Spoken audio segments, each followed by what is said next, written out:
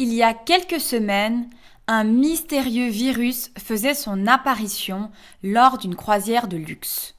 L'hantavirus. Mais que s'est-il exactement passé sur ce bateau? À quel point ce virus est-il contagieux? Pourquoi cette situation inquiète? Et où en est la situation aujourd'hui? Bonjour et bienvenue dans un nouvel épisode de Learn French with the News.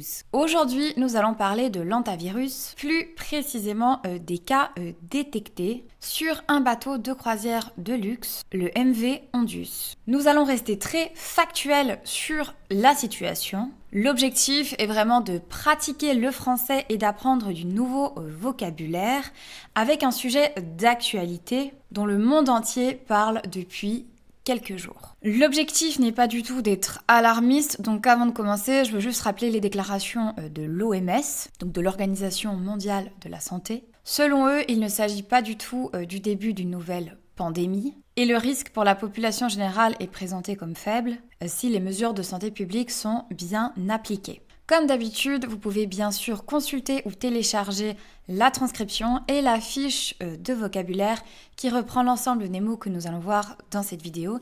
Il vous suffit de vous inscrire gratuitement sur mon site, je vous mets le lien en description. Si vous souhaitez emmener votre niveau de français plus haut, si vous souhaitez vraiment donner un coup de boost, d'accélérateur à votre français, je vous invite également à aller découvrir mon cours 360 French Immersion. L'objectif de ce cours est de vous immerger en France et de vous faire pratiquer toutes les compétences du français en même temps. Très souvent, avec les applications traditionnelles ou dans les cours classiques, vous allez travailler d'un côté la grammaire, d'un côté la conjugaison, encore à part le vocabulaire. Ici, l'objectif est vraiment de tout travailler ensemble grâce à des conversations naturelles, grâce à des dialogues du quotidien en français. Vous allez retrouver plus de 60 dialogues avec de nombreux exercices pour vous faire travailler donc toutes les compétences. Par exemple, des dictées pour tester votre écoute. Vous allez devoir faire des résumés du dialogue ou encore vous allez pouvoir répondre à des quiz pour tester votre compréhension globale d'une conversation. Je vous propose également de prononcer des phrases pour essayer de vous rapprocher de la prononciation d'un natif. Et pendant que vous écoutez ces conversations, vous pouvez cliquer dans les transcriptions sur des mots que vous ne connaissez pas et ça va s'ajouter à vos flashcards personnels.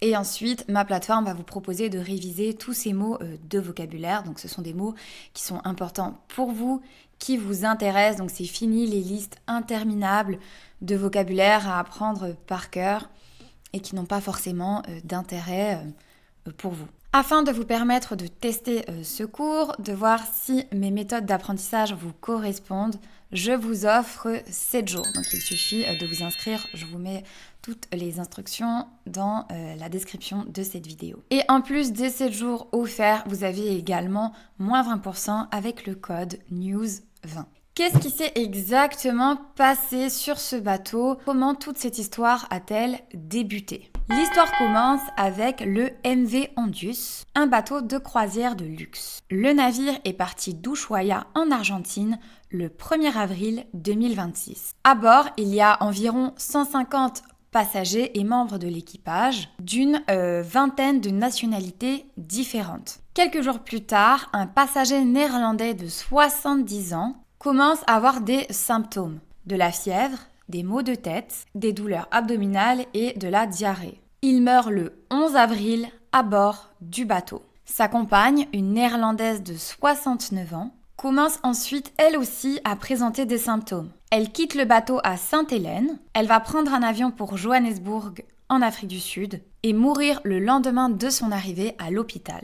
Puis, le 2 mai, une passagère allemande meurt à son tour à bord du bateau, après avoir présenté de la fièvre et un malaise général quelques jours plus tôt. À ce moment-là, les autorités commencent à comprendre que ce n'est peut-être pas une série de cas isolés.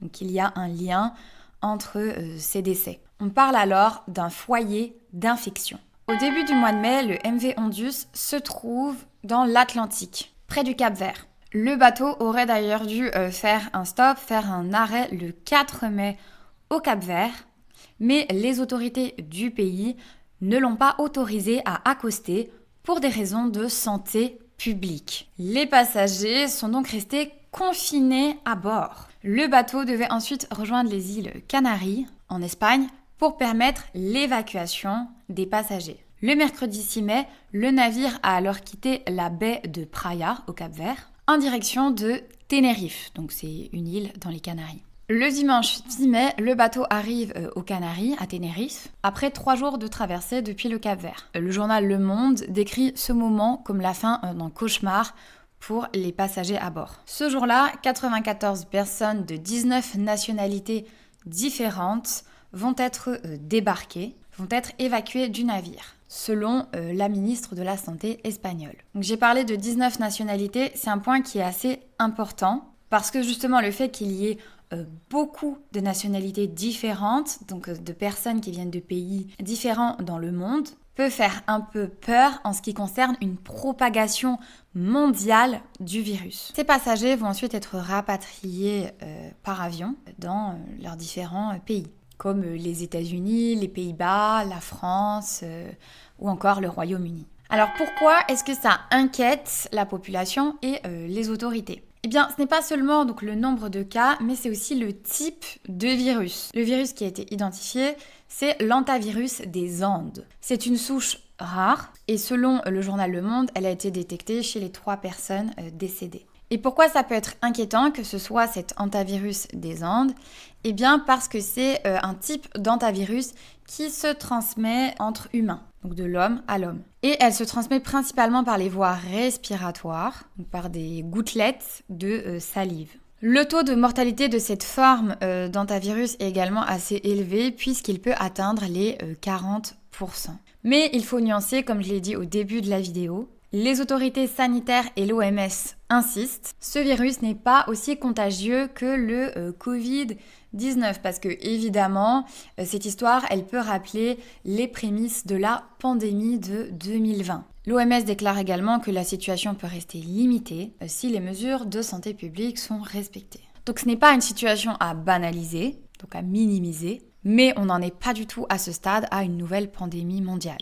Faisons un petit point justement sur l'hantavirus. Qu'est-ce que c'est exactement ? Donc l'hantavirus n'est pas seulement un virus, mais c'est une famille de virus. Il existe plusieurs formes de cette maladie, certaines plus graves et d'autres moins graves. Ces virus, ils existent sur tous les continents. L'origine du nom, elle vient de la rivière Hantan, qui se situe à la frontière entre les 2 Corées. Durant la guerre de Corée, plus de 3000 soldats étaient tombés très malades après avoir été contaminés par ces virus. Chaque année, il y a environ 200 cas qui sont recensés, principalement sur le continent américain. L'hantavirus, il se transmet généralement à l'humain par des rongeurs, donc comme des rats, des souris. Mais comment la transmission se fait-elle exactement ?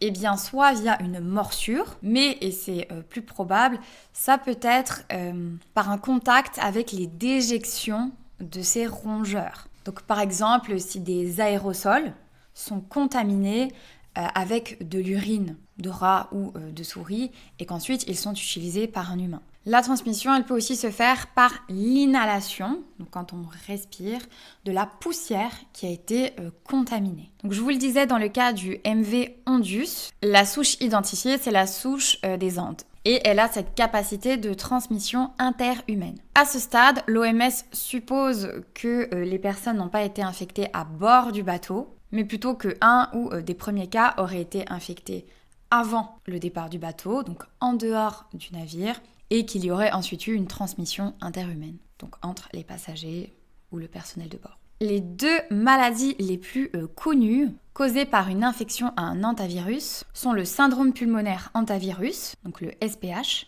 qu'on retrouve principalement sur le continent américain, et la fièvre hémorragique avec un syndrome rénal. Rénal, ce sont les reins, donc le FHSR, que l'on retrouve surtout en Europe et en Asie. Les types de virus que l'on retrouve sur le continent américain sont plus graves et peuvent entraîner des complications telles que des œdèmes pulmonaires et des syndromes de détresse respiratoire aiguë. À l'heure actuelle, il n'existe pas de vaccin ou de traitement spécifique contre ce virus rare. La prise en charge repose surtout sur l'isolement, la surveillance et des soins médicaux adaptés. Mais où en sommes-nous exactement aujourd'hui? Je tourne cette vidéo, nous sommes aujourd'hui le lundi 11 mai et il est midi 25, heure de Paris. Donc les autorités continuent de suivre les personnes infectées et les cas contacts, les personnes qui ont été au contact de malades. Donc ce lundi 11 mai, 8 cas de contamination à l'hantavirus ont été confirmés, dont les 3 décès. En France, 5 passagers du MV Ondus ont été rapatriés et placés en isolement à l'hôpital Bichat à Paris. Une Française a été testée positive à l'hantavirus après avoir présenté des symptômes pendant le vol de rapatriement. Les 4 autres passagers français sont toujours négatifs à ce stade, mais ils doivent rester hospitalisés au moins 15 jours, donc rester en isolement au moins 15 jours. Les autorités françaises ont également identifié 22 cas contacts français. 8 personnes avaient voyagé sur le vol entre Sainte-Hélène et Johannesburg, avec donc la passagère du navire qui était ensuite décédée. Et 14 autres cas contacts ont été identifiés sur un vol entre Johannesburg et Amsterdam. Aux États-Unis, un des 17 passagers rapatriés a été testé positif à l'hantavirus et un autre présente des symptômes légers. L'OMS recommande une surveillance longue des personnes qui ont été exposées, car la période d'incubation peut durer plusieurs semaines. Le journal Le Monde rapporte que l'OMS recommande même une mise en quarantaine de 42 jours pour éviter une éventuelle propagation du virus. Aujourd'hui, il reste cependant plusieurs inconnus. D'abord, on ne sait pas exactement où la première personne a été contaminée. Donc je vous le disais, l'hypothèse reste quand même que la personne ait été contaminée avant de monter sur le navire. Ensuite, les scientifiques cherchent à mieux comprendre la transmission. Par exemple, on ne sait pas si certaines personnes peuvent transmettre le virus avant de ressentir elles-mêmes des symptômes. On ne sait pas s'il existe des formes sans symptômes, donc asymptomatiques. Donc, c'est pour ces raisons que les autorités préfèrent appliquer des règles assez strictes, donc notamment en ce qui concerne l'isolement, les tests, la surveillance des cas contacts et avoir également mis en place des rapatriements assez organisés. Voilà, c'est déjà la fin de cette vidéo d'actualité en français.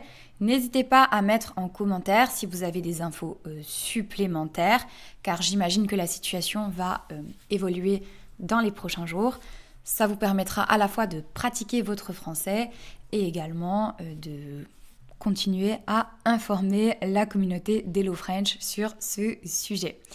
Si vous aimez apprendre le français avec moi, si vous aimez cette série de vidéos, n'oubliez pas de mettre un j'aime pour valoriser mon travail et à vous abonner si ce n'est pas déjà fait. Je vous dis à très bientôt pour une prochaine vidéo.